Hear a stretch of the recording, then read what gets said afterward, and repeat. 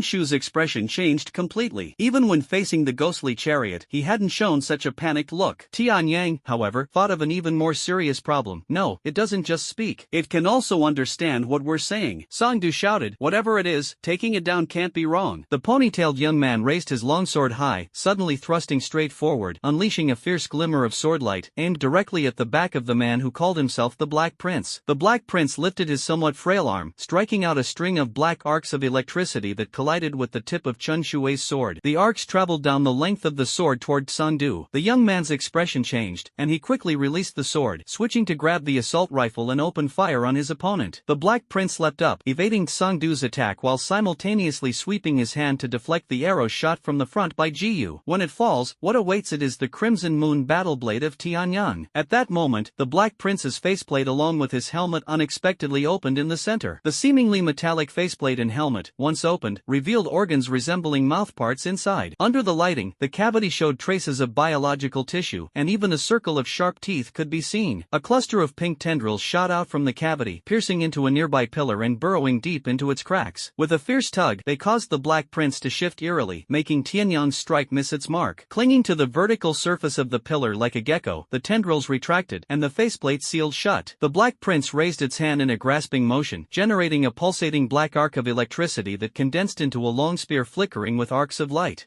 It assumed a throwing posture, and the spear flew toward Han Shu, forcing him to halt his forward momentum and counter by flicking upward with his own starlight-enhanced spear. The flickering black spear shot toward the ceiling, exploding in a burst of electricity that brought down a chandelier. The Black Prince took the opportunity to break free, running through the spacious hall on all fours, its posture indistinguishable from that of a beast. Even though Tianyang tried his best to intercept, he was still a step too slow, allowing this uncanny creature, almost identical to a human, to smash through a window and escape. By the time Han Shu and the others chased outside, the Black Prince had already leaped onto a building, sprinting along the vertical wall, and soon disappeared into the black mist above, leaving no trace. This prince is ridiculously good at escaping. I've been in and out of the Rift Realm for so many years, and I've never seen something better at running than it, Han Shu said in a tone tinged with a bit of complaint. Songdu sheathed his spring-water longsword, his face darkened. Great, now that thing left through the top of the building. I bet no matter how advanced Jiyu's tracking tech is, it won't be able to find it, right? Tianyang looked back, and Jiyu hadn't followed. At that moment, her voice echoed through the hall. You'd better come and take a look. Take a look at what? Right now, even if a beauty stripped naked in front of me, I wouldn't be interested. Despite his words, Han Shu still returned to the hall. Jiyu was standing in front of the side door where the Black Prince had appeared in motion inside with her mouth. There's something in here. The group walked in. As soon as he entered, he felt the air was noticeably more humid than outside, and the temperature had dropped slightly. Tianyang raised his rifle and used the lighting attachment on the gun to observe the surroundings. There was nothing noteworthy in the room behind this side door. Apart from some fragments of mad dog corpses scattered on the ground, there were only a few broken tables and chairs. It seemed to be a room used for storing miscellaneous items. The boy was about to ask Jiyu what in this room was worth paying attention to. Suddenly, as the light passed over the corner of the wall, a pale face appeared in the boy's line of sight. Ho! Ho! Ho! Several breaths sounded beside Tianyang. Apparently, not only had he seen that white face, but Han Shu and Songdu had also noticed it. As more lights illuminated the area, the bright rays dispelled the indoor darkness, and everyone realized that it was not a face but the center of a flower. The interplay of colors and shades of the flower's core, combined with insufficient lighting, had created the illusion of a human face. However, even under bright light, staring at it for a long time still makes one feel as if they are looking at a human face. It is a flower, a very large flower. Most of its stamens are white, and delicate petals stretch open on both sides. The petals transition from white to pink, gradually, from the inside out. In the dim world of the counter realm, this color appears strange no matter how one views it, not to mention the thick ends of the petals, which are interwoven with vein-like patterns resembling nerves or blood vessels, leaving one uncertain whether it is a plant or an animal. Beneath the eerie monstrous flower lies a thick rhizome that disappears at both ends under the wall. On the jet-black plant root, crimson tumor-like growths pulsate occasionally, accompanied by the sound of liquid flowing inside with each contraction. A hoarse, delicate, somewhat surreal sound emerges from the pistil of the sinister flower. The filaments surrounding the pistil appear appear to be influenced by the vibrations in the air, swaying up and down. From afar, it looks as if that pale face is speaking, exuding an inexplicable eeriness. Everyone glanced at each other in bewilderment. Jiyu crossed her arms over her chest. What do you think it is? Tian Yang blurted out. A communicator. Jiyu cast an approving glance. I think so too. It seems like something is using this plant to transmit information. Perhaps the Black Prince's presence here is no coincidence. Are you saying it's receiving some sort of instruction here? Han Shu stroked his rough chin. If something is indeed using this plant for communication, then tracing along the roots and stems of these plants might lead to a discovery. Maybe, we could even locate His Highness the Prince again. Jiyu nodded and said, I think so too. Han Shu immediately decided, let's go. I'll have Lao Su and the others bring the vehicle over. The scanning device in the vehicle should be able to locate the roots and stems of these plants to see where they lead. A few minutes later, 2 Falcon light combat vehicles arrived nearby. Han Shu got into one of them and activated an interface on the control panel. He activated the scanning function, and a section of armor on top of the vehicle opened, revealing a cylindrical 3-dimensional light scanner that rose up. The top of the instrument opened like a flower bud, emitting hundreds of rays of light. As they scanned the surroundings, the screen on the tank's control panel displayed perspective models of nearby buildings. Han Shu adjusted the precision of the model and quickly located the strange plant hidden in the wall, marking it in red. From the screen, it could be seen that the roots and stems of the thing extended underground, stretching toward the southeast of the town. Let's go! Han Shu gave the order, and 2 tanks began to move, following the underground roots of the plant. As they went deeper into the town, similar plants became increasingly visible in the building models displayed on the control panel. Some of them were no longer satisfied staying underground. They emerged from the ground and coiled around skyscrapers like snakes. Those eerie plants bore human-faced flowers. Looking out from the car window, Tianyang only saw cold, expressionless faces, indifferently gazing down at the small town. When the vehicle came to a stop, the road was no longer passable. Thick, twisted black roots had emerged from underground and from within the buildings. They intertwined to form a high wall. On this plant-formed wall, roots and stems even held remnants of cars, parts of buildings, and miscellaneous items like streetlight poles. These things seemed to have been casually picked up by the plants as they burst forth and grew wildly, becoming decorative elements on the high wall. Looking at the high wall blocking their path, Han Shu gestured, let's go and see if there's another way. The 2 armored vehicles returned to a crossroads, then chose another direction to proceed. Unfortunately, the high walls cut off all paths, appearing to have encircled part of the town. The war chariot stopped once again. Han Shu clenched his fist and knocked on the car door, letting out a snort. It seems we only have one choice left. Everyone turned to look at him. Han Shu squinted at the tall wall outside. We climb over it. The tall wall woven from plant roots and stems stood about 4 stories high. For Han Shu and his companions, it posed almost no difficulty. After a brief inspection, Han Shu led the team, which was still composed of 4 ascenders, moving along the street buildings. Old Su and the soldiers stayed behind to look after the vehicles, ready to assist the team in retreating if necessary. Arriving at the base of the high wall, Tianyang noticed up close that the thick stems of the plants here were covered in dense, black short hairs. They appeared to be some kind of plant fibers, unevenly distributed in patches, making the high wall look as though it was covered in sickly black spots. Absolutely disgusting. Han Shu put on a pair of gloves and touched the short hairs. These fuzzy things immediately shrank back, curling into a cluster. Song Du was already climbing upward, holding a pickaxe in his hand and carrying a coil of rope on his back. At spots without footholds, the young man with the ponytail would use the pickaxe to dig into the roots and leverage his way up. His climbing skills were outstanding. In less than 10 minutes, he had reached the top of the high wall. He drove the pickaxe deep into the tree roots, then secured a rope to it and let it hang down. It became much easier for the others to climb up. With the help of the rope, they reached Song Du's vicinity in just 5 minutes. The group didn't rush to climb over but instead lay on the edge of the tree wall, peering down. Below, scattered fire pits glimmered, their light dispelling the black mist. Thus, Tianyang saw that almost all the buildings within the walls had been leveled, leaving only 6 or 7 buildings standing in the center. Those tall buildings were arranged in a circular pattern, and it seemed they were not left behind randomly but were chosen with some intention or purpose. On a pile of jagged stones, there lay a 20-meter-long oily corpse, its twisted and horrifying form nearly indescribable in words. That cursed entity, which shouldn't exist in the world, was decaying and decomposing. The viscous liquid slowly dripping from the corpse flowed down the pile of stones, forming a shallow black pool on the ground. The sinister white bones emerging from it, as well as the area that is evidently its hind limbs, bear many similarities to the corpse lying on the 2-story building. This indicates that they are the same kind of dark inhabitant. If that's the case, does this giant corpse also have a similar placental organ, and could it have given birth to another Black Prince? These bastards, are they planning to have a few kids here for fun? Han Shu muttered as he shifted his gaze away from the massive corpse. Tianyang felt even heavier. It won't be that simple. The Black Prince. If there's a prince, could there be a king? Han Shu's expression shifted. Four Eyes let something slip once there is indeed something like a Black King in the reverse realm. Unfortunately, my access level isn't high enough. Those kinds of things seem to be known only by higher-ups like Four Eyes. Tianyang frowned. As Nightwalkers tasked with exploring, shouldn't information about the reverse realm be unconditionally shared with us? Hanshu patted his shoulder consolingly. When I first joined the Night Wanderers, I thought the same way. But now I actually feel that knowing less is quite good. At least it reduces a lot of mental stress. Just look at Four Eyes and his frail appearance, and you'll understand how tough it is to be a high-ranking member. Tianyang could hardly agree with his perspective. Hanshu snapped his fingers at Jiyu. We need to go down and take a look. Jiyu, find us a way out. Jiyu sighed. That's just adding more to my workload again. Hanshu grinned and said, the more you work, the more you earn. Alright, stop complaining. Hurry up and figure out what those dark scumbags are up to, so we can get back sooner. When we get back, I want to drink. Jiyu emphasized. Drink good liquor. Leave it to me, I'll treat you. If you get drunk, I'll find you a bed to sleep on. Hanshu winked. Jiyu snorted lightly through his nose, deftly flipped over the tree wall, and started climbing down. Others followed down. Arriving at the tree wall, Jiyu gestured and led Tianyang and the other two through the rubble, vehicle wreckage, and various cover objects. They infiltrated a building unusually smoothly. Inside the building, the walls were covered with mold unique to the reverse realm, and the ground was littered with various scattered items. They found a staircase leading to the upper floors and, moments later, reached the fourth floor. Hanshu found a window and looked outside, discovering that there were over a dozen black strange trees growing in the middle of the vacant space below the building, arranged in a circular pattern. These trees had no leaves, only clusters of twisted branches, with strange symbols carved into the trunks. Under each strange tree, a bonfire was burning. In the firelight, eerie figures wandered nearby. Wanderers. Their numbers weren't large, but there were still dozens of them. These wretched black underclass, resembling lepers, aimlessly roamed around. Tianyang also saw this scene. He lowered his voice and said, Captain, these few buildings, along with that circle of strange trees below, and adding the outermost tree wall, this forms 3 circles. Tree wall, buildings, strange trees, they create a concentric circle structure. This is clearly not a natural phenomenon. Hanshu also pulled his head back, sat by the wall, and used his finger to draw 3 circles on the dusty ground. It really does look eerie. It's somewhat reminiscent of the structure of the altar of the Church of the Lord of War. And adding in that so-called Black Prince, what are these fools worshipping, anyway? While observing the desolate city outside the window, his expression suddenly changed. Beside him, Jiyu also reminded, look outside quickly. Hanshu and Tianyang looked out the window again. In the vacant space below, where the black strange trees grew, a squad had appeared. That team was basically composed of mad dogs and enigmatic archers. Leading the way was a sorcerer. Beside the sorcerer, there was another figure. Tianyang adjusted the focal length of his tactical eye. Zooming in the lens, he saw a fat man, short and stocky, wearing shorts, with pale skin. Wearing a helmet resembling a crown on its head, Tianyang dared to bet that it also had a faceplate covering half its face. Could that thing also be a Black Prince? As Hanshu had just said this, another group appeared in the northwest of the clearing. The team was also led by a wizard, with a humanoid creature accompanying them. However, this one was exceptionally burly, with well-defined muscle lines and black iron chains wrapped around his arms. As he walked, the rings of the chains clashed, producing a series of clinking sounds. Judging by that crown helmet and black faceplate, yes, this is also a Black Prince. Hanshu and the other 3 quickly pulled their heads back and sat down, staring at each other wide-eyed. I think we need to retreat. Jiyu coughed lightly, casting an inquiring glance at Hanshu. Just one wizard alone is already enough to give people a headache. Now there are 2 down there, and on top of that, 2 Black Princes. Adding the one that escaped from their hands, there are already 3 Black Princes in this town. Although it's unclear to what extent the Black Prince's true strength reaches, since he bears the title of Prince, he surely won't be inferior to a sorcerer. If they are regarded as level 3 danger class dark citizens, then currently, there are a total of 5 of such dangerous class monsters. No matter how you look at it, the Raven Squad has no chance of winning. Hanshu hesitated, as staying here in the current situation is certainly very dangerous. However, if he leaves now, he will not discover the purpose of the dark citizens. A burst of strange howls and cries came from downstairs, and Tianyang leaned out to look. It turned out that 2 teams had already arrived near the circle of trees. The team stopped, and the rabid dogs and enigmatic archers were all screaming and yelling loudly, seemingly celebrating something. It wasn't until those 2 hunched figures, draped in layered fabrics resembling cloaks, raised their pale, emaciated hands that the frenzied, screaming dark denizens fell silent. The wizards pointed toward the circle of trees. At that moment, the ground slightly trembled, and a rock was drawn out from the earth by an invisible force. 2 wizards gestured with their hands, and the rock instantly turned to flying stone powder, sculpted into a high-backed rocky throne under an invisible force field. On the high back of the rocky throne, a string of sparks danced, engraving the mysterious symbol that Tianyang and the others had seen on the black withered tree outside the eerie small building. After the symbol was completed, a series of short, hoarse words echoed from the wizard's hood. The two black princes seemed to understand, each nodding slightly before heading into the circle of trees. As soon as they entered the circle, the particularly burly black prince suddenly swung his arm, sending the iron chain coiled around it flying out to entangle a wanderer. The towering black prince pulled the iron chain sharply, dragging the wanderer toward him. The black prince reached out and grabbed it. The crown-like helmet and faceplate above his head opened together, revealing a mouthpiece inside. One bite. The bite landed on the wanderer's head, and a sharp sound of teeth violently scraping against bone erupted on the spot. Meanwhile, the hefty figure was not to be outdone. Despite his seemingly clumsy physique, he leapt lightly and pounced on the two wanderers ahead. In mid-air, the stomach suddenly split open to the sides, revealing a massive bloody maw. As the fat one pounced down, two sprays of black blood, resembling oil, shot out from beneath its body, and in an instant, it had devoured most of the lurker. Tianyang looked over at Han Shu. Are they feeding? Han Shu did not answer Tianyang's question. This captain, rough both in appearance and character, gazed at the dark citizens beneath them engaging in cannibalism, his face growing more and more grim. Tianyang had no choice but to continue focusing on the killing occurring within the tree circle. At that moment, he caught a flicker of a black shadow at the edge of his vision. Tianyang swiftly turned his head and saw a dark figure darting like lightning across the open space on the outskirts of the tree circle, heading rapidly toward it. As it passed a fire pit, the flames were blown forward by the rush of air, returning to normal only moments later. Tianyang saw it. The black prince with flowing long hair leaned forward, almost parallel to the ground. Its speed was so swift that Tianyang could barely catch sight of its figure. The long-haired prince was like a black whirlwind, rushing into the team led by a sorcerer before the other dark minions even had time to notice. Suddenly, an additional figure appeared in the team. Only the hunchbacked elder-like sorcerer seemed slightly aware, while the other bizarre archers resembling rabid dogs remained focused on the circle of trees. The long-haired prince pressed both hands on the ground, and two masses of tangled black arcs of electricity spread from his arms to the ground, affecting most of the team. Over a dozen madhounds and three enigmatic archers trembled all over and collapsed onto the ground. The dark citizens who fell to the ground kept convulsing incessantly, seemingly stunned by those black arcs of electricity. The long-haired prince's faceplate and crown-shaped helmet suddenly opened, and a cluster of blood-colored tendrils burst out from inside. Each tendril pierced a dark citizen, then pulsed, seemingly extracting blood from their kin. The dark citizens on the ground shrank visibly at an alarming speed, eventually turning into skeletal corpses wrapped in skin. At this moment, the slaughter within the circle of trees stopped, and the other two black princes seemed to notice this unexpected visitor. The long-haired prince, having finished his meal, retracted his feeding tendrils, closed his mouthparts, and slowly rose to his feet. Two sorcerers approached him, their hunched bodies bending even lower, one hand pressed against their chest and the other pointed toward the circle of trees. The long-haired prince nodded slightly and, with graceful steps, walked toward the circle of trees. In the tree circle, most of the wanderers had already died, and the two black princes no longer fed. Positioned on the left and right, though their faces showed no eyes, it felt as if they were cautiously watching the newcomer. The long-haired prince finally stepped into the tree circle, forming an equilateral triangle with the other two princes. The two sorcerers uttered another burst of urgent, hoarse words, and the three princes all faced the high-backed rock throne, nodding slightly. Immediately after, they returned to their original standoff positions. The long-haired prince held arcs of electricity in his hands, their glow converging into a pitch-black spear. The giant prince on the left raised both hands and let out a roar, causing a black lightning bolt to suddenly descend from the sky of the reverse realm. When it reached his head, it split into two currents, entwining around the iron chains on his arms. As this burly prince lowered his arms, the ends of the two iron chains each bore a black, pulsating electrical ball the size of a human head. The remaining prince, chubby and stout, opened the oral opening on his belly again, unleashing streaks of darting and pitch-black electrical sparks. The fat man revealed a sinister smile, spread his arms wide, and clawed at the electric lights. The electric lights immediately condensed into his palms, forming two pitch-black knives made entirely of electric light. The three princes, each armed with weapons, walked forward slowly. Suddenly, the long-haired prince transformed into a blurry black shadow, accompanied by a fierce sound of air being torn apart, charging with the black electric lance toward the burly black prince. The giant prince roared loudly and raised his hand. As he swung it down again, an iron chain with a black electric orb crashed toward his opponent. Before the iron chain landed, the long-haired prince simultaneously powered his waist and feet, twisting into an almost contorted posture to turn more than half a circle in place. Then, without losing much speed, he dashed toward the fat man. The fat man let out a strange cry and leaped up, swinging his black electric machete downward, clashing against the long-haired prince's battle spear and sparking countless electric flashes. In midair, the fat man suddenly looked up to find another prince swinging an iron chain, dragging the black electric orb horizontally to strike at him. The fat man flicked his machete with his left hand, his clumsy figure spinning once in mid-air before landing on the ground. With his toes touching the ground, his whole body almost swept along the surface as he shot forward, slashing slashing at the long-haired prince's feet with crossed machetes. The long-haired prince thrust his battle spear into the ground, then abruptly pulled it back up, creating a sweeping arc that sent the fat man flying. Then, gripping the spear while spinning, he switched it to his left hand and thrust backward, striking the incoming electric ball sent by the giant. Thus, the three princes clashed within the circle of trees. The collision of their energy weapons created storms, sweeping up wanderers who had not managed to retreat from the tree circle. These unfortunate souls were dragged in, twisted, and ultimately torn into pieces. Tianyang unconsciously clenched his fists. As expected, the long-haired black prince hadn't unleashed his full strength earlier. Otherwise, with his speed and adaptability, combined with his ability to manipulate black currents, his level of danger might surpass even that of the wizard. We should leave now, Ji-yu reminded again. At this moment, her voice had already turned somewhat hoarse from the tension. Han Shu nodded forcefully. Let's go. They left the way they came, walking through the stairwell of the building, while Tianyang's mind was still consumed by the scene of the three black princes battling each other. What are they doing? As this question arose, the image of the high-backed rock throne naturally appeared in the boy's mind. Coupled with the three princes bowing their heads toward the throne, Tianyang suddenly grasped an inspiration. Are they vying for the throne? But what is there to fight over a rock throne? The young man suddenly recalled the diamond-shaped pattern carved by the wizard on the high back of the throne. Unless the throne holds some symbolic significance. For instance, sitting on it might make one the king of the dark people? Tianyang stopped in his tracks. Song-du nearly bumped into him from behind and couldn't help but complain. Why did you stop suddenly? Hurry up and move. Are you sick? Tianyang quickly caught up, his heart pounding wildly. After exiting the building, the team bypassed a pile of stones and was about to pass through a depression when Ji-yu abruptly halted, then retreated violently, nearly falling into Han Shu's arms. At the same time, a black-red beam of light streaked across the space, landing at the spot where Ji-yu had just been. Han Shu gasped sharply, enigmatic archer? Damn it, we've been discovered. Run, quick, run. Sure enough, on the wreckage of a distant car lay a goat face. The enigmatic archer, having missed with its strike, opened its mouth and let out a piercing cry, hovering in the air like an alarm. Two wizards outside the circle of trees instantly shouted, sending out the mad dogs and archers at their side, but they seemed more fixated on the duel of the three princes inside the circle, and did not follow. However, one of the wizards pulled a flower out from beneath their cloak. It resembled the human-faced flowers on the tree walls, but it was very delicate, and the human face in the flower's core appeared even more bizarre. The patterns on the stamens of other face flowers show no expression, only indifference. But the one in the wizard's hand has a pattern on the stamens that turns out to be a grinning human face. The wizard shakes the flower, and petals scatter one by one. From the grinning face on the stamens bursts a laugh that sends chills down the spine. Ha ha ha. The laughter echoed through the air, and as the sound reached the vicinity of the tree wall, the short black hairs on the roots all retracted. In no time, they completely disappeared into the tree roots. Nearby, a human-faced flower showed two strands of filaments within its stamen silently starting to turn ink black from the base. As a result, it looked as if the expressionless human face now had two eyeballs. P.S. Another weekend is around the corner. Next week should be the final week on the new book list. Brothers, please continue to show your support. Run, run, don't stop. Han Shu's voice echoed across the open area. The team moved quickly, passing one pile of stones after another, advancing toward the high wall. Ji-yu led the way ahead to ensure the team returned to the spot where they had previously descended from the wall. The reason for returning to the original position was that there was still a rope hanging there. That rope can allow several people to scale the high wall at a faster speed. I told you, didn't I? For all infiltration operations, there's never a time when things go smoothly. We're always discovered, always. Han Shu yelled loudly as he passed a rusted, skeletal car wreck whose bottom was entangled with sickly fungi. The captain abruptly stopped, spun around behind the car body, and raised his rifle to fire at the pursuing enemies. Captain, did you ever say that? Tianyang remained skeptical about Han Shu's statement, then stopped behind a pile of rocks on the other side, joining Han Shu and covering their teammates. He never said that at all. It seems middle-aged men's memories are really unreliable. Song-du sprinted straight ahead, quickly passing by Han Shu. Han Shu angrily cursed, you little brat. Who are you calling a middle-aged man? I'm full of vigor, still a young sapling. You hear me? When you say things like that, does your conscience not hurt? After pulling some distance from the two in front, Ji-yu turned around while walking alongside Song-du. With a burst of presence, the woman bent her bow to full draw and unleashed a torrent of arrows, alternating with Song-du's starlight beams to provide cover. Without troublesome dark sorcerers involved in the pursuit, a mere pack of mad dogs and archers could not hold back the four transcenders. It took about 10 minutes for the team to return to the location of the high wall. Han Shu shouted, Tianyang, you go up first. Tianyang did not hesitate. His star aura appeared, with faint glimmers drifting among his strands of hair. The young man accelerated suddenly, turning into a silver-white streak as he approached the high wall at a speed no less than that of the long-haired prince. Then, using the rope left behind by Song-du, he quickly climbed to the top of the wall. Upon reaching the top of the tree wall, Tianyang lay prone on the wall, set up his assault rifle, and began shooting at the pursuing forces below. Beams of starlight struck down, taking out the mad dogs at the forefront were those enigmatic archers with goat faces one by one. With Tianyang as a high ground firepower point, Han Shu and the others found it much easier, climbing up the tall wall one after another. Sangdu and Jiyu, upon reaching the high wall, did not delay and quickly grasped the rope to scale over the wall, descending swiftly to the ground. Han Shu fired at the pursuing enemies below while shouting, "Tianyang, you come down too and let old Su and the others move in to provide backup." "Yes." Tianyang grabbed the rope, preparing to slide down the tree wall. His heart stirred slightly as he glanced at a human-faced flower 3 meters away. On that human-faced flower, its face-like stamen now bore 2 dark spots, resembling a pair of eyes staring back at him. The boy felt a wave of discomfort, then slid down the tall wall. As he descended, he contacted Old Su, instructing 2 Falcon combat vehicles to hurry over. On one of the cars, Old Su shouted, "Get in the car quickly." Everyone hurriedly ran towards the war vehicle. For some reason, Tianyang couldn't shake the feeling that the ground was subtly trembling. As he climbed into the cabin, the war vehicle suddenly shook, and the boy immediately realized it wasn't just his imagination. But there was no time to dwell on why the sudden tremor occurred. Han Shu closed the car door and shouted, "Quick, quick, quick, let's retreat and leave this cursed place." The flame soldier at the wheel sharply turned the steering wheel, the war vehicle reversed direction and charged forward at full throttle. Tianyang opened the roof panel, climbed into the turret shooting cabin, and looked towards the high wall. The dark citizens on the wall were frantically scaling it, and suddenly, the tree wall blocking the road appeared as a double image in Tianyang's vision. Tianyang was momentarily stunned, rubbed his eyes, and looked again, only to realize it wasn't his vision at fault but the tree wall vibrating at an extremely high frequency. The boy immediately shouted into the vehicle, "Something's happening behind us." In the vehicle, Han Shu opened the rear panel of the combat vehicle, revealing the shooting window. From the window, he also saw the tree wall shaking. Han Shu couldn't help but rub his stubble-covered chin and muttered, "What's going on now?" Inside the turret's shooting cabin, Tianyang adjusted his tactical vision, zooming in. He saw the tangled roots on the tree wall squirming, causing the decorations hanging on them to fall one by one. When his gaze inadvertently swept across a human-faced flower, the young man's body gently trembled. In his line of sight, below the flower of that human-faced bloom, a flower vine was dancing in the air. Then, more flower vines emerged, and with the assistance of the tactical eye, Tianyang clearly saw that the ends of those flower vines actually opened into tiny mouths. Like a baby's mouth. These flower vines stretched downward, and the mouths at their ends bit onto the stem, using it as a leverage point to forcefully pull something out. Moments later, Tianyang saw that the human-faced flower, with dozens of fluttering flower vines, detached from the stem and fell down. The boy looked at the other face-like flowers, and all of those eerie blooms were the same. They separated from their stems and fell to the ground. Immediately after, these face-like flowers began tangling together. Through the tactical lens, it looked as if thousands of venomous snakes were packed tightly, writhing desperately. Everyone inside the vehicle witnessed this scene, including Han Shu. Every face turned pale. Under the distant high wall, hundreds of face-like flowers intertwined, forming a mound-like structure. Among them, some flower vines twisted into arm-like shapes. One vine-shaped arm stretched out, grabbed a nearby fallen mad dog, and hauled it back in. The writhing vines suddenly split apart, forming a massive mouth, and the mad dog was thrown into it, seemingly devoured. Then, the eerie and terrifying thing began to climb up, with the twisted flower vines forming limbs. In the blink of an eye, a giant covered in blooming flowers stood by the tall wall. When it stood up, its height even exceeded the tree wall behind it. A rough estimate put it at least 30 meters tall. "Tree spirit." Inside the car, the well-versed Old Su exclaimed, "These dark beings are a composite entity made up of multiple individuals. They possess the characteristics of both plants and animals, fear fire, and have high resistance to physical attacks." The Yunshang base once discovered such monsters, but according to the records, the tallest tree spirit was only 7 or 8 meters high. Han Shu gazed at the giant striding forward to catch up. "So, we've hit the jackpot, huh?" Near the high wall, the darkling referred to as the tree spirit by Old Su had already started moving. The giant, composed of numerous human-faced demon flowers, moved clumsily, like a toddler learning to walk, stretching out one leg before its body wobbled and tilted toward a building on the left. The giant pressed against the outer wall of the building, and the intense pressure caused the windows on the surface to shatter one by one, with even the wall itself showing a web of cracks. The giant quickly adjusted its posture, placing a hand against the wall to regain balance. It then strode forward in large steps, still swaying slightly but no longer tumbling. Its sense of balance greatly improved. Next, it moved with great strides, each step spanning 20 to 30 meters. Although it wasn't running, its steps were so large that within seconds, it had already caught up with the 2 Falcon combat vehicles. Black mist filled the air, making it difficult to see the giant clearly from inside the war vehicle. Only its tangled vine-like legs were visible, adorned with human-faced flowers. The expressions on those flowers were no longer cold and indifferent. Their filaments swayed violently, creating ever ever-changing faces full of unpredictability. Cold stares, mocking sneers, ferocity, fury, calmness. They looked just like a crowd of spectators, fixated on the Raven Squad. "Damn it, these things are really unsettling," Honshu yelled toward the driver. "Speed up and shake them off." From the rear base of both war vehicles, a row of rugged metal exhaust pipes extended outward. As gases began to flow through the pipes, a slight tremor occurred, and compressed gray-white gas burst forth from them. The speed of the war chariot suddenly increased, and in the blink of an eye, it distanced itself from the giant. Those gas pipes, officially called propulsion tail nozzles, are connected to turbochargers and can emit high-pressure gas to boost speed when needed. This grants the Falcon war chariot exceptional maneuverability, often producing unexpected results during pursuits. Seeing that the giant was left behind, the team inside the carriage let out a soft cheer, but their joy was premature. Sitting in the heavy artillery firing cabin, amidst the thick black fog above, the blurred figure of the giant made a move. It seemed to raise its arm high, then forcefully swung it down. "Careful!" Tianyang shouted nervously. Out of the black mist, an arm descended from the sky, a massive arm formed from countless intertwined vines, shattering the omnipresent black mist in the reverse realm. Like a towering hill, the colossal hand slammed down toward the two Falcon assault vehicles. The drivers frantically maneuvered the steering wheels, causing the vehicles to swerve apart to the left and right, narrowly avoiding the giant hand. The palm smacked the ground, causing the road to shake violently. The area where the massive hand landed completely caved in, while the surrounding pavement buckled and arched upward. Chunks of square meter-sized roadbed were flung into the air, falling heavily and shattering into countless fragments. The giant hand's 5 fingers curled as the giant retracted its long arm, carving several massive grooves into the ground. With the first strike yielding no results, the giant plunged its other hand into a nearby building. When it swept outward, it sent a torrent of debris raining down like a storm of stones. The enormous chunks yanked from the structure hurtled toward two Falcon combat vehicles like cannonballs. A certain floor of the building was almost torn apart by the giant's pull. With the structure severely damaged, the building snapped in half at the midpoint, its upper section tilting and sliding down, creating a heart-stopping roar. Tianyang controlled the stellar artillery on the hunting vehicle, aiming at the giant rocks falling from mid-air, and blasted them to pieces while still in the air. Even so, countless fragments rained down on the vehicle like a storm, and the vehicle's armor emitted rapid clanging sounds from the collisions with the debris. The giant raised its hand again, preparing to strike. Tianyang suddenly remembered old Su's words, especially the phrase "afraid of flames," and immediately had an idea. A deep, low whistle echoed through the air as the giant swung its arm again, bringing down its enormous palm like a dark, oppressive cloud. Just as it was about to smash into the chariot, the tail nozzle of the Falcon chariot emitted a thick plume of smoke, and the chariot accelerated, narrowly escaping the giant's grasp. Before the vehicle could completely exit the giant's reach, Tianyang had already revealed his stellar aura, transforming into a streak of silvery light that leapt high and landed on the giant's palm. Inside the chariot, Honshu couldn't resist sticking his head out of the window to look, shouting anxiously, "Tianyang, what are you doing, you brat?" Unfortunately, Tianyang couldn't hear him and had no time to respond. As he landed on the giant's palm, he rolled several times to dissipate the impact force of his fall. When he got back up, the giant was already beginning to retract its arm. Tianyang seemed to be standing on an elevator, the wind roaring fiercely by his ears. He drew the Crimson Moon battle blade, infused star energy, and the edge of the blade lit up with a scarlet glow. The young man darted along the giant's arm, pointing the blade downward. The blade's intense heat easily ignited the vines on the giant's arm upon contact. From inside the vehicle, Honshu looked from afar and saw Tianyang leaving a trail of flames in his path. He immediately understood the boy's intention. This kid, turns out he plans to burn the tree spirit. Running atop the giant's arm, Tianyang's steps remained steady. Not only was the sound of the wind filling his ears, but a hollow, surreal cry also reached him, as if numerous individuals were sobbing and howling right beside him. The giant only then realized that its arm was on fire. The massive tree spirit hurriedly extended its other hand and swatted at Tianyang like he was a fly. The young man quickly adjusted his body, stopped abruptly on the arm, turned around, calculated the size of the gap between the giant's palms, and leaped high between its two arms. Bang! The tree spirit smacked its burning arm with a hand, and the resulting gust extinguished the nearby flames. However, Tianyang landed on its other arm, leaned forward, sprinted swiftly, dragging the blade across the ground, and created a second trail of fire. Reaching the high ground and getting close enough to the giant, Tianyang finally saw the twisted and bizarre head of the tree spirit. The head, similarly formed by vines twisted together, was crowded with 7 or 8 human face flowers, resembling multiple human heads stacked together. At that moment, the tree spirit opened its mouth, spraying out dozens of vines. Under the firelight, these vines appeared greasy and reflective, covered in short black hairs. As they danced in the air, dark ink splattered everywhere, and a faintly fishy smell permeated the air. Tianyang swung his battle blade, the Crimson Moon battle blade, tracing crimson lines to sever the incoming vines. Simultaneously, he reached into his waist pouch, retrieved an object, activated it, it and hurled it forcefully into the tree spirit's mouth. High heat detonation. The detonation device was thrown into the tree spirit's mouth, causing visible unease for this enormous dark creature. Ignoring Tianyang, the vines recoiled, retreated into its mouth, and spiraled downward, precisely catching the explosive. Just as it was about to expel the device from its body, the vine coiled around the explosive bulged. Within it, immense thermal energy expanded rapidly, and dazzling flames illuminated the vine entirely. In the following moment, the tree spirit's chest violently erupted. A massive burst of scorching flames pierced through its chest and back, akin to a volcanic explosion. Within an instant, the explosives released thermal energy nearly obliterated the tree spirit's entire chest cavity. Although Tianyang had already leaped away from the tree spirit earlier, he was still struck by the shockwave from the subsequent explosion, sending him uncontrollably towards the ground. Falling from a height of dozens of meters without being able to adjust his posture, he feared he might suffer severe injuries. Just as Tianyang prepared for the worst, the brilliance of star energy lit up before his eyes, and a protective barrier had already appeared on the surface of his body. Then he saw the returning Falcon battle vehicle and Han Shu, who had leaned out halfway through the car window. Tianyang finally fell to the ground. P.S. Thank you, Skurugi-chan, for the reward, a reward at around 5 o'clock, you're up so early. Tianyang fell heavily to the ground, and the starlight barrier emitted a crisp sound like shattered glass, transforming into countless tiny rays of light drifting away. The boy quickly rolled several times on the ground, then exerted himself to leap up, sliding more than 10 meters in a half-kneeling position before finally coming to a stop. He let out a slight sigh of relief. Han Shu had promptly equipped him with a barrier, which absorbed the immense impact of the fall from a great height. Coupled with his self-enhanced physical abilities, he ended up with only some minor sprains and scrapes. The sound of wheels violently scraping against the ground filled his ears as Tianyang looked up. The Falcon combat vehicle screeched to a halt right in front of him. The car door slid open, and Han Shu shouted, "Get in quickly." Tianyang leapt up and dove into the cabin. Han Shu slammed the car door shut, and the driver turned the vehicle around, speeding toward the town's exit. Han Shu grabbed Tianyang and yanked him up, his spittle nearly spraying onto the young man's face. "Damn it, from now on, without my orders, don't make your own decisions." Tianyang felt slightly dejected and lowered his head. "Understood, Captain." A broad, firm hand landed on his shoulder again, squeezing forcefully, and then Han Shu's voice sounded above him. "But you did great. Kid reminds me of my younger days. Would you die if you went a day without boasting?" "Gee," you muttered quietly from the side. Only then did Tianyang lift his head. Han Shu revealed a bright white smile, looking as though he wasn't really upset with him. The boy's mood finally lightened somewhat. Screeches came from outside the vehicle. Tianyang looked out the window and saw the tree spirit disintegrating. Clusters of human-faced flowers were falling off the giant's shattered body. Once they landed on the ground, they did not reassemble but instead wriggled their tendrils like octopuses, slithering across the ground to continue chasing the car. However, after disintegration, the speed of the human-faced flowers was far inferior to the Falcon war chariot. Eventually, the pursuers were left far behind, their displeasure expressed only through screeches in the dense black fog. 1 hour and 17 minutes later, the Raven squad finally left Wild Valley Town and drove up the high slopes beyond the small town. The team took a temporary rest, with soldiers busy cooling down the supercharger and replacing damaged tires. Han Shu and a few others sat on several large rocks, looking towards the direction of the small town. When they came here, they hadn't expected there to be so many terrifying things in the town. Half an hour later, the vehicles started up again. The next day, the Raven squad returned to the Lighthouse Outpost base. After getting out of the car, Han Shu went straight to report the situation to Lingfeng, while the others dispersed on the spot and rested at the base for the time being. Nightwalker Command Center. That's basically what happened. Han Shu grabbed a cup next to him, gulped down the water originally belonging to Lingfeng in one breath, and then wiped his mouth. On the edge of his mouth, the noticeably grown stubble was dotted with drops of water. Lingfeng looked at Han Shu with a face full of disgust. "That's my cup." "Don't worry, I'm not sick." Han Shu casually put the cup down. "The problem isn't here." Lingfeng took out a handkerchief, wrapped it around his hand, picked up the cup, and threw it into the trash can. "Alright, go check the intel first. I'll notify you if there's a new task." Han Shu, however, had no intention of leaving. Instead, he pulled over a chair and plopped down onto it. Lingfeng shot him a questioning look. Han Shu tapped the table with his finger and said, "Aren't you going to tell me something?" Lingfeng spread his hands. "Like what? For example, those so-called black princes, what exactly are their backgrounds? Also, what is the ritual the wizard mentioned? But more importantly, I want to know information about the Black King." Han Shu stared at the young chief of staff across from him, emphasizing each word. "We almost died in that damned place, so I think I have the right to know these things." Lingfeng habitually adjusted his glasses. "If I could, I wouldn't mind telling you. But unfortunately, given your clearance level." A fist slammed onto the table, rudely interrupting Lingfeng's words. Han Shu stood up, leaning forward. "Damn the authority, I just don't get it. Why can't this information be disclosed to us?" Lingfeng's expression remained unchanged. "The fortress has its reasons for doing doing so. Han Shu, rest assured. When it's time for you to know, you will know. Han Shu squinted his eyes, snorted, and turned to leave. Whatever. But Four Eyes, you guys are always so secretive, only saying half of what needs to be said. How is that supposed to make the people below trust you? Without waiting for Ling Feng's response, Han Shu walked out of the command center's office. Only at this moment did Adjutant Lin Yang speak. You should have told him that even we do not have the authority to know information about the Black King. Ling Feng gave a faint smile. That guy wouldn't believe it even if I told him. Lin Yang nodded in agreement. Ling Feng's gaze sharpened. However, the discovery this time is truly unexpected. The dark folk are actually doing such things in Desolate Valley Town, Black Prince. It seems they intend to create a new king. Lin Yang looked solemn. The last time the Black King appeared was 17 years ago, right? Ling Feng stood up, walked to the window, and looked at the outpost base illuminated by lights. Yes, I've gone through the relevant files. Back then, that Black King led its people in conducting some sort of mysterious ritual. Unfortunately, the matter was classified as the fortress's highest level secret. Even I only know a rough outline and have no authority to learn the detailed process. Do you think this time might be similar to 17 years ago? After all, that sorcerer mentioned rituals as well. Lin Yang shook his head. It's truly hard to believe. The children of darkness can actually speak our language. It's chilling just to think about it. Ling Feng turned back and glanced at the drawer under his desk. In any case, this matter cannot be left unattended. Looks like I'll have to talk to the commander again. Hopefully, he won't lose his temper with me. His mood has been terrible lately. Lin Yang laughed. The commander's mood has never been good, right? After all, back then. Deputy Lin, Ling Feng interrupted him, gently shaking his head. You must never bring up this matter in front of the commander. Lin Yang stood upright, his expression tense. I misspoke. Only then did Ling Feng open the drawer and take out the special communicator used to contact Chu Yan. An hour later, Tianyang and the others were summoned. What? A holiday? When Han Shu informed everyone that the command center had directed the Raven Squad to return to the fortress for rest and granted them a full week's holiday, Sangdu was the first to leap up. Does the higher-ups really turn a blind eye to Wild Valley Town? Just one glance at those black princes, and it's clear they're not good people. Why, are they not planning to organize a crusade against them? The young man with the ponytail spoke passionately. Judging by his demeanor, he seemed eager to rush back to Wild Valley Town right away. Old Su, on the other hand, seemed quite happy and even whispered about inviting Tianyang over to his home in a few days. Han Shu took a few drags of his cigarette and said, even if they organize a crusade, it won't be something that happens in a day or two. Anyway, we should head back for now. There's a high-speed train leaving in 45 minutes. As for the rest, let's wait for instructions from the higher-ups. Looking at Han Shu like this, Tianyang felt that things might not be that simple. P.S. Thanks to Grade 1 Dehei for the reward. Tomorrow is the last day, so please continue to support everyone, no matter what. After completing the exploration mission in Wild Valley Town, Tianyang was quite happy to receive a week-long vacation. After all, he was not like Songdu, eager to earn 100,000 contribution points to revive his family, nor did he have the pressures of being a captain like Han Shu. So as soon as the high-speed train arrived, he boarded it and returned to the rear base where Craftsman was located, along with Old Su, Yan Bing, and others. On the train, Tianyang planned that during this week's vacation, he would visit Old Su and Sun's homes as guests. Additionally, he needed to borrow some contribution points from Yan Bing to get his wound treated. The remaining time could be arranged freely by himself. When stepping out of the craft gate, a sudden chilly sensation came over his head. Raising his head, Tianyang realized that it was raining in Skyhold. Above the fortress, the circular dome was fully extended, shielding 90% of the urban area from the wind and rain. However, when the sea breeze carried the rainwater, the edges of the fortress still allowed the rain to fall through. The transit platform outside the craft gate was located in the edge area of the fortress. Whenever the sea breeze arrived, it would bring torrents of rainwater splashing onto this zone. Tianyang headed toward platform 7, switching off his tactical eye along the way. Firstly, the electronic prosthetic eye wouldn't be needed inside the fortress, and secondly, he didn't want his personal life details recorded as files. Riding his own electromagnetic motorcycle, he braved the wind and rain as he left the transfer platform. When the motorcycle entered the streets of the upper city, there was finally no rain reaching him. Apart from the deafening thunder, driving through the upper city almost felt devoid of the presence of wind and rain. Returning to the apartment arranged by the fortress, Tianyang placed the motorcycle in the garage and activated the electromagnetic panel to charge the vehicle. Standing before the apartment door, it opened automatically after the biological recognition system verified his identity. Inside the house, the air circulation system turned on by itself, the living room windows adjusted their transparency, and the food customization machine was preparing dinner according to Tianyang's eating preferences. The popularization of home automation has allowed residents of Shanqing district to avoid wasting too much time on household chores, even though many women feel that housework can actually be a kind of enjoyment. Tianyang put down his extremely simple luggage, looked at the clean but lifeless room, and softly said, I'm back. Throwing the clothes that needed washing into the integrated laundry machine, Tianyang took a shower, and by the time he was dressed, dinner was already prepared. Activating an interface on the dining room wall, Tianyang lightly tapped on a table icon, and the wall of the dining room opened up. A mechanical arm retrieved the dining table from within the wall and gently placed it on the floor. Then, 3 chairs were placed down. Finally, the ceiling above the dining table lit up, and a warm light illuminated the dining area. Tianyang placed his dinner on the table: a bowl of rice, 3 chicken cutlets, and a bowl of vegetable soup. Simple, but it provided enough calories. Most importantly, it was free. Ascenders receive a monthly living allowance in the fortress, sufficient to cover their daily dietary needs. Of course, if you want to eat better, you'll need to pay for it yourself. While eating dinner, the home smart system reminded Tianyang that there were 2 messages in the apartment's home communication device. Read. Tianyang issued a voice command. From the corner of the dining room, the system's gentle female voice sounded, now reading the first message. Tianyang, it's me, Sun. I heard you went on a mission. Let me know when you're back. You haven't forgotten that you're supposed to visit my house as a guest, right? Tianyang laughed and suddenly found the rice in his bowl particularly delicious. Now retrieving the second message, a stranger's voice emerged. Mr. Tianyang, I am a staff member from the Fortress Registration Office. The review you submitted to the Information Management Department has been approved, and we have processed your application. Please contact us when you have time to check the result. Tianyang slapped his forehead. After obtaining Sulai's diary earlier, he had checked some records at the Household Registration Office. With his mother's passing and his missions in recent times, he had nearly forgotten about it. Fortunately, the Household Registration Office hadn't forgotten. If they managed to find the information on someone named Gingnan, maybe he could learn what had happened back then. Was that Sulai his father? After dinner, Tianyang contacted Sun and arranged to visit her home as a guest tomorrow evening. Then he contacted Yenbing and lent him 2,000 contribution points from his own account through a transfer. After finishing these tasks, Tianyang returned to his room and casually picked up a book to read. Suddenly inspired, Tianyang looked up and shouted, "System, I want to learn Reverse Realm Script. Can you check if the fortress offers any related courses?" "Alright, let me check for you." A few seconds later, a soft female voice sounded from the ceiling. "The query is complete. Here are the results." The fortress does not directly offer courses related to Reverse Realm Script. However, this year, Tianqing Academy is offering a course on the history of Reverse Realm Civilization, taught by academician Lu Jinglin, who specializes in the 127th Reverse Realm Civilization. Tianyang thought for a moment. Can I register? The history of the Reverse World Civilization is not open to the public. If you wish to attend, an application is required. Would you like to submit an application? Tianyang nodded. Then please help me apply. The application requires submitting personal information, which involves upper citizen privacy. Are you sure you want to apply? Confirmed. The application has been submitted, and the Academy has accepted it. A reply will be received within 3 working days. Tianyang closed the book, lay down on the bed, and felt some anticipation for that so-called history of the Reverse Realm Civilization. He wondered if it would mention the Black Prince or even information about the Black King. The next evening, following Sun's provided address, Tianyang drove alone to her apartment. Press the doorbell, wait 3 seconds, and the door will open. A little boy poked his head out, and upon seeing Tianyang, he exclaimed, "Oh, it's you, my sister's boyfriend. You've finally come." The next moment, Sun's voice came from inside the house. "Xiao Jie, if you keep talking nonsense, there'll be no dinner for you tonight." The boy named Xiao Jie quickly shouted, "Sis, I was wrong. He's your friend, not your boyfriend. Is that better?" The sound of footsteps echoed, and the door swung fully open. Standing inside the room was Sun, with black hair, fair skin, and clear eyes, shooing her younger brother away.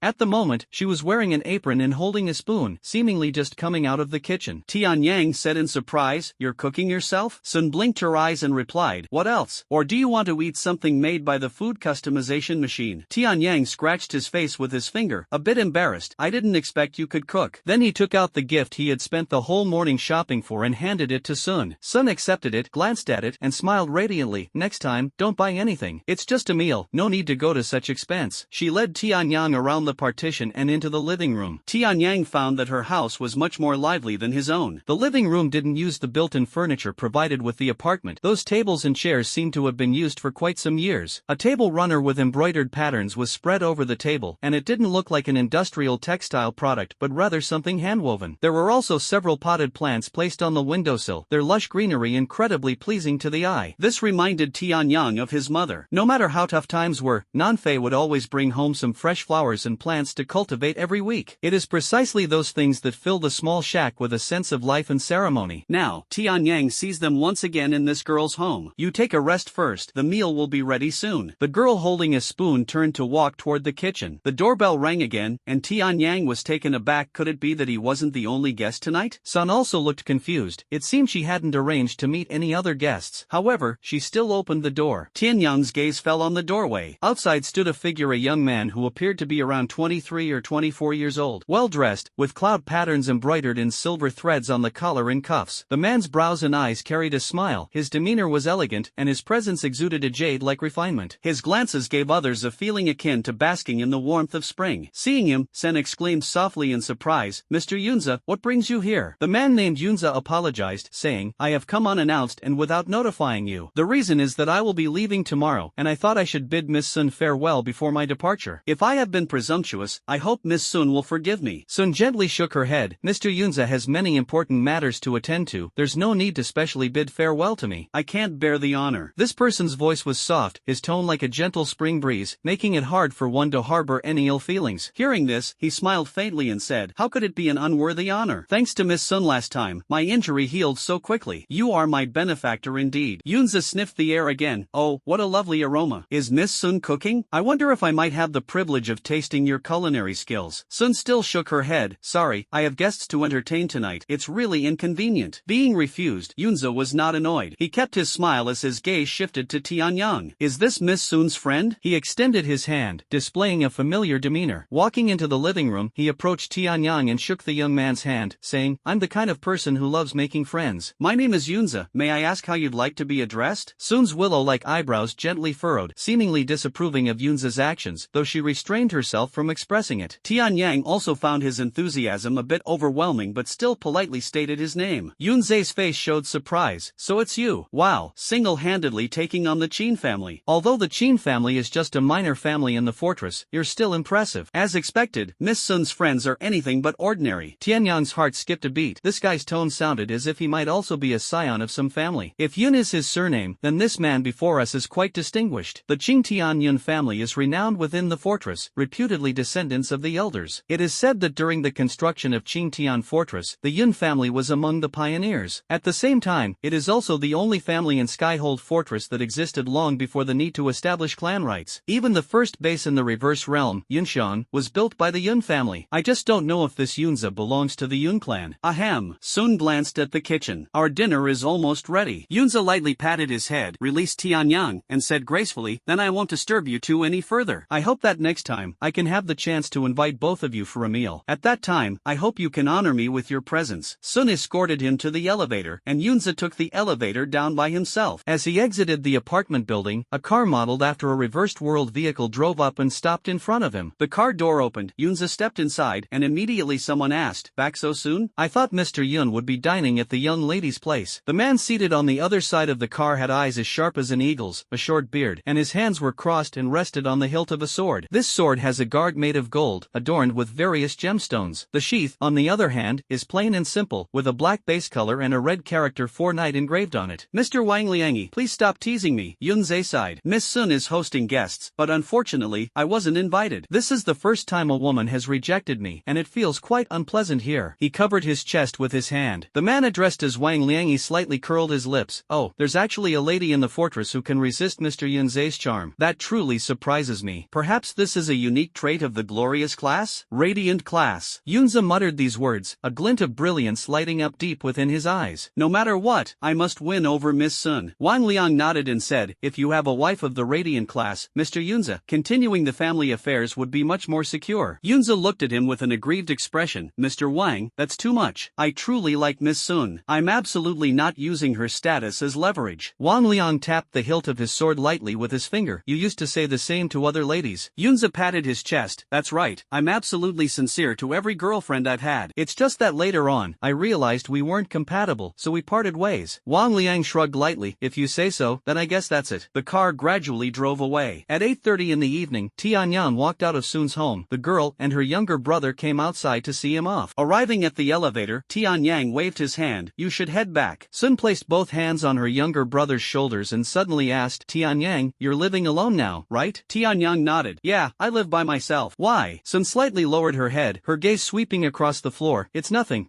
Just let me know what you want to eat in the future, and I'll make it for you. Eating food from the customized machine every day can get tiresome, and it's good to change things up once in a while. Tianyang hadn't expected her to say this and was momentarily stunned. Sun raised her head. Why? Is the food I make not to your taste? No. Tianyang scratched his head, feeling a bit embarrassed as he said, the food you make is very delicious, I just don't want to trouble you. Sun shook her head. No way, it's settled. Tianyang responded with a sound, as if agreeing. At that moment, the elevator arrived, and the young man stepped inside, waving goodbye to the siblings. After Tianyang left, little Jia raised his head, looked at his sister, and grinned mischievously. Sis, you like brother Tianyang, don't you? The girl's face immediately flushed red. What nonsense are you talking about? I don't like him at all. Don't like him, yet you're cooking for him? Sun's eyes dimmed. Didn't you hear just now? He lives alone now, by himself. He must feel lonely. Xiao Jia pondered for a moment and then said with a cheeky smile, that's just an excuse, isn't it? Bang! Sun flicked his little head irritably, making Xiao Jia tear up almost instantly. It hurts so much. Serves you right. The siblings stepped into the house, and as the door closed, the hallway became quiet once more. Driving along the road in the upper town, streetlights occasionally swept across Tianyang. It was still raining in Qingtian Fort, but the downpour had significantly lessened. At least in the central area of the city, shielded by the circular dome above, the rainwater couldn't reach here. A faint smile lingered on Tianyang's face. It was the first time he had felt the warmth of being cared for since his mother's passing. Returning to his apartment, he parked the car and took the elevator upstairs. Inside the elevator, he was alone. When the doors opened, Tianyang was about to step out. Suddenly, a shadow appeared under the corridor lights. The shadow was right to the left of the elevator door. Was someone lying in ambush outside? Tianyang did not rush out recklessly. Although the figure remained motionless and there was no noticeable special aura, he stayed cautious. But the moment he noticed the shadow, the star energy within Tianyang's body became active, his senses sharpened, and his intuition kept warning him that the shadow outside the door harbored ill intentions. The young man slowly retreated backward, creating some distance so that even if the person rushed in, there would be a buffer space. A few seconds later, the elevator doors closed automatically. Moments later, they opened again, clearly caused by the person outside. The shadow remained outside the door, motionless, like a beast locking onto its prey. It patiently lay in wait, ready for the moment to strike. Tianyang felt a bit regretful. He shouldn't have left the Crimson Moon battle blade at home. If he had a weapon in hand now, he wouldn't be so passive. The boy and the person outside the door confronted each other like this. After a few more seconds, the elevator door closed again. This time, it did not open again. Tianyang walked near the panel, pressed the button for another floor, and the elevator went down, stopping at the floor below his home. As the door opened, the boy's star energy radiated outward, and he dashed out like a bolt of lightning. However, the corridor on this floor was very quiet, not a single figure in sight. Tianyang felt slightly relieved and then decided to take the stairs to the floor where the apartment was located, cautiously peeking out from the staircase entrance. There wasn't even a trace of anyone near the elevator. That person had left. Tianyang stood for a moment longer, and then the elevator chimed with a ding, its doors opening as two figures stepped out. It was a young couple, chatting and laughing, their voices echoing through the corridor. Tianyang then withdrew his stellar essence, bowed his head and walked out, arriving at the door of his apartment and quickly unlocking the door. As he slipped inside the house and the door was about to close, he suddenly felt the sensation of being watched. Tianyang swiftly shut the door. After taking a shower, Tianyang checked his messages. In the morning, he had contacted the registry office, but the staff member handling his application happened to be out on other business. The household registration office promised to send the results over. Sure enough, 2 messages were received on the home communicator. Play. Hello, Mr. Tianyang. I am from the Tianqing Academy office. We have received your application and it has been approved. The Reverse Realm Civilization History course you applied for happens to have a class tomorrow. If you're interested, please arrive at the classroom before 10 o'clock. Specific information has already been sent in text form to your personal communicator. Please check it carefully. Tianyang was a bit surprised. The efficiency of Tianqing Academy was quite high. He had only applied last night, and today his request was already approved. However, upon reflection, this course was probably only open to sublimators. Combined with the fact that he was affiliated with the Nightwalkers, this was likely why the Academy processed it so quickly. Tianyang then accessed the second message. Hello, Mr. Tianyang. I'm from the Uptown Household Registration Office. I sincerely apologize for being out this morning and not contacting you promptly. The investigation results regarding your application are now available. Unfortunately, we couldn't find any record of Jingnan in our database. If you have any questions, please reach out to us again. Once again, my apologies. Can't find someone named Gingnan? Tianyang frowned. Could Sulai have written it incorrectly, or perhaps Sulai only wrote wrote down the given name, while this person also has a surname? Shaking his head, the young man thought to himself, it seems he'll have to think of another way. The next morning, after breakfast, Tianyang went to the fortress cemetery. The cemetery is located on the west side of the upper district. The graves are distributed in a terraced arrangement, and rows of black tombstones lend a solemn atmosphere to the cemetery. It was still raining. Since the location was near the edge of the fortress, even with the roof providing cover, rain mist managed to drift inside. Holding a bouquet of fresh flowers, Tianyang approached his mother Nanfei's tombstone. To his surprise, there was already a bouquet placed in front of the tombstone. Judging by the appearance, the flowers had been there for 1 or 2 days, but Tianyang had no idea who might have visited his mother. Placing his bouquet down, Tianyang looked at the tombstone and said, "Mom, I'm back." This mission was truly perilous. You wouldn't believe what I encountered in Wild Valley Town. Mom, I'm sorry. Tianyang squatted down, reaching out to gently caress the cold surface of the tombstone. Although I don't understand why you were so opposed to me joining the Nightwalkers, it seems I have to stay with this regiment for a while longer. And also, I found a diary. I really wish I could ask you, is that guy named Su Lai my father? Saying this, Tianyang let out a soft sigh. Then the young man said nothing more, just silently stared at the tombstone. 10 minutes later, he finally stood up and left the cemetery amidst a scattering drizzle and cold wind. Tianqing Academy is the only institution for studying mechanics within the fortress. It is located in the southern part of the upper city, adjacent to the fortress library and archives. The academy is open to civilians, elite citizens, and ascendants of the fortress. The disciplines offered include foundational education, politics, economics, management, architecture, integrated armament, weapon development, and dozens of other courses. Through this academy, the fortress has been able to continuously cultivate professionals across various fields. Presenting his ID card, Tianyang passed through the academy's security gate. Following the information on his communicator, he found the classroom where reverse world civilization history was being taught. In the classroom, about a dozen people were sparsely seated. As Tianyang walked in, a familiar voice called out excitedly, "Tianyang, you're here too? Come over here." Tianyang looked up and saw Old Su waving at him. Sitting next to Old Su, Tianyang was also surprised. "What, you're here to attend a lecture?" Old Su, dressed in casual clothes today, smiled, the corners of his eyes showing a few wrinkles. "After retiring, teaching at the academy was one of my goals. So sometimes, I come here to listen to lectures. Isn't it true that recently there's been a history of reverse world civilization? I'm quite interested in this field. Moreover, whether I become a mentor or a novice instructor in the future, this knowledge will come in handy, so I came." At this point, Old Su paused for a moment before asking, "What about you?" Tianyang shrugged. "I originally wanted to see if there were any courses teaching reverse world languages, but the home system recommended this course to me, so I decided to check it out." Old Su was stunned for a moment. "Reverse world languages, you're interested in that?" Tianyang smiled shyly. "Learning more is never wrong, especially since we often have to go in and out of the reversed realm. If I can recognize the words from the reversed realm, it might be helpful during actions, who knows?" Old Su nodded. "Then you really should come to my house. I have a book called The Study of Reversed Realm Characters at home. Here's the plan: after class, come over to my place, have dinner there tonight, and I'll lend the book to you." Tianyang's eyes lit up. "That's great. I get another free meal." Old Su stroked his chin. "Let me be clear, it won't be a completely free meal. Happens that there's some work at home, so you'll have to help me out with it." Tianyang certainly wouldn't refuse. At this moment, someone walked into the classroom and headed straight to the podium. He cleared his throat and looked at the people in the classroom. "Good morning. I am your lecturer, Lu Jinglin. P.S. It's the last day of the week, and next week will be the final round of the new book rankings. Brothers, please show your support on Monday. Recommendation votes, monthly votes, favorites, thank you." The instructor on the podium appeared to be in his early 40s. Gray hair, a beard, and nasolabial folds already visible, giving the impression of someone who has been quite busy in daily life. However, his eyes were very spirited, not sharp, but bright, like a mirror polished to a gleaming shine. The lecturer, who introduced himself as Lu Jinglin, displayed a gentle smile and said in a tone tinged with some admiration, "I never expected that for such a dull course, I would still attract 13 students, and 11 of them are ascenders. I am honored to have the opportunity to teach sublimators." It sounds like this lecturer is just an ordinary person. He tapped on the podium and activated an interface. The color of the wall behind him deepened, changing from white to black in a mere 2 to 3 seconds. Text began to appear on the wall, now in a darker tone. Lu Jinglin wrote the word civilization on the interface of the podium, and the projection screen on the wall synchronized accordingly. The bearded lecturer cleared his throat and said, "No matter what kind of world it is, as long as intelligent life has existed, civilization will inevitably emerge. The inverted realm is no exception. Let me first talk about what civilization is. Civilization is the sediment of history. It enhances our understanding of the objective world, represents a spirit that most people can recognize, and encompasses invention, creation, order, and customs. Civilization civilization stands in opposition to barbarism, it represents order. A complete civilization must possess elements such as tools, language, writing, beliefs, laws, faith, city-states, and nations. Lu Jinglin paused for a moment before saying, and in Reverse Realm 127, after more than 80 years of research, we can very confidently tell everyone that realm must have harbored a glorious civilization in the past. A low murmur of discussion arose in the classroom. Tianyang glanced at old Su beside him, who didn't seem surprised at all. He even looked somewhat absent-minded as he stared at his private communicator. Having already entered the reverse realms several times, Tianyang was not at all surprised by this conclusion. The existence of cities like Metropolis and Wild Valley Town indicates that the reverse realms past adhered to its own set of rules. The existence of laws regulates the behavior of residents in the counter realm. With such safeguards in place, it becomes possible to build large cities like Metropolis. What Tianyang is curious about is how much the fortress truly understands about the civilization of counter realm number 127. On the podium, Lu Jinglin made a gesture to quiet the crowd. He seemed quite pleased with the students' reaction, a smile playing on his lips. There are many elements to civilization. Today, I want to talk to you about literature in counter realm civilization. Tianyang was stunned for a moment. Words? What does that mean? Many people shared the same doubt with him. A girl with delicate features raised her hand and asked, "Teacher, what is literature? Does it refer to the words of the reversed realm?" No.